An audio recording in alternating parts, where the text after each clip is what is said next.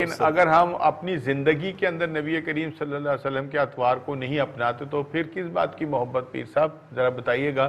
ہماری زندگی کے اندر نظر آنا چاہیے نا کہ آپ کا کردار کیا تھا. لوگوں سے محبت، اپنا تجارت کے اندر بہترین انداز کے اندر تجارت کرنا، جھوٹ سے پرہیز، اور لوگوں کے مال و دولت کے اوپر جو قابض ہم ہو رہے ہیں ان سے سب کچھ بچنا. یہ سب کچھ جو ہے یہ اتباع رسول صلی اللہ علیہ وسلم ہے. بے شک دیکھیے قرآن مجید فرقان حمید میں خالق کائنات نے بار بار یہ فرمایا کہ اللہ اور اللہ کے رسول کی اطاعت کرو.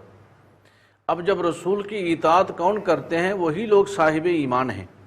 اب رسول کریم صلی اللہ علیہ وسلم کی اطاعت جو ہے آپ کی حیات مقدسہ زندگی کے ہر گوشے، ہر پہلو کے ساتھ منسلک ہے. آپ اپنی زندگی گزارنے کے لیے دیکھیں، ابھی ہم نماز پڑھتے ہیں تو قرآن مجید میں تو کہیں نہیں فرمایا گیا کہ قیام کب کرو، رکوع کب کرو، سجدہ کب کرو، قعدہ میں کیسے بیٹھو، کیا پڑھو. یہ سب کچھ کیا ہے؟ یہ اتباع رسول ہی تو ہے. دیکھیے جیسے نبی کو کرتے دیکھا وہ اب کر رہے ہیں. جی بالکل. صحابہ کرام حج کا موسم ہے، عرض کرتے ہیں یا رسول اللہ طواف کعبہ کیسے کریں، حج کے ارکان کیسے ادا کریں؟ تو سرکار کیا فرماتے ہیں؟ جیسے مجھے کرتا ہوا دیکھو ویسے تم بھی کرو. حضور نماز کیسے پڑھیں؟ جیسے مجھے پڑھتے ہوئے دیکھتے ہو تم بھی پڑھو.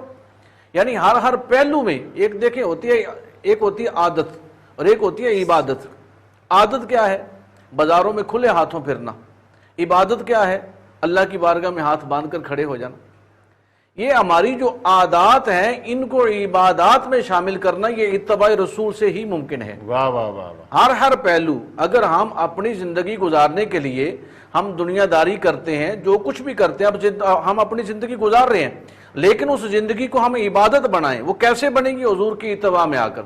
اور نبی رحمت صلی اللہ علیہ وسلم کے دیکھیں ہم آئلی زندگی میں، گھریلو زندگی میں ہمارے معمولات کیا ہیں؟ ناظرین بھی جانتے ہیں، آپ بھی جانتے ہیں، میں بھی جانتا ہوں. لیکن سرکار دو عالم صلی اللہ علیہ وسلم حضور کا شان نبوت میں جلوہ گر ہوتے ہیں. ام المومنین حضرت جناب سید عائشہ الصدیقہ رضی اللہ تعالی عنہ پانی نوش فرما رہی ہیں تو سرکار کیا فرماتے ہیں؟ عائشہ اس میں سے میرے لیے بھی پانی رکھنا. اب جب رکھ لیتی ہیں تو سرکار جب وہ آب خورا لیتے ہیں تو ید اللہ کے ہاتھوں میں اٹھا کر میرے کریم فرماتے ہیں کہ تو نے اپنے لب کہاں لگائے تھے؟ یہ حضور کی وہ سنت مبارکہ ہے، وہ اتباع اطاعت ہمیں سکھائی جا رہی ہے کہ ہم اپنے گھروں میں کیسے زندگی گزاریں.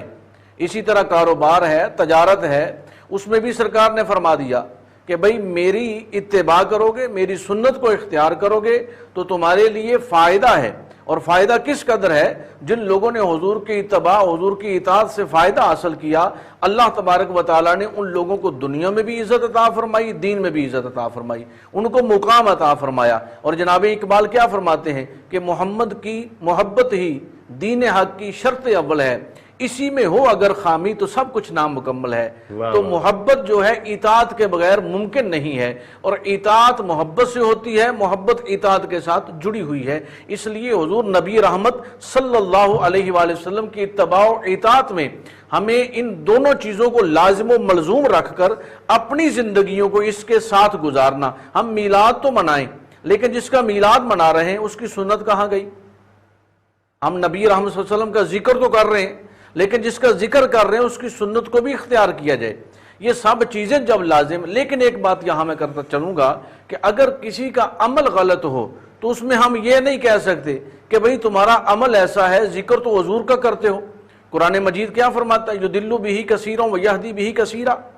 قرآن ذالک الکتاب لا ریب فیہ، یہ وہ کتاب ہے جس میں کسی قسم کا شک و شبہ نہیں، لیکن ھدی للمتقین، ہدایت ہے تقوی والوں کے لیے.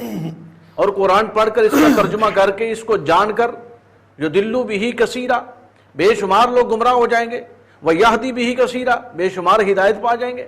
آپ نے جو سوال کیا تھا اس میں ایک بات تھی کہ بورڈ تو میلاد کا لگا ہوا تھا لیکن اس شخص کا عمل ایسا تھا.